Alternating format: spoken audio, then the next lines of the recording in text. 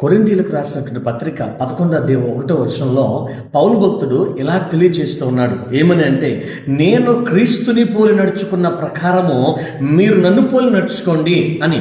క్రీస్తుని పోలి పౌలు గారు ఎలా నడుచుకున్నారు అనే మాట మనం పరిశీలించినట్లయితే, తన ప్రేమను చూపించడంలో క్రీస్తు కనిపించాడు. సువార్తను ప్రకటించేటప్పుడు క్రీస్తు కనిపించాడు.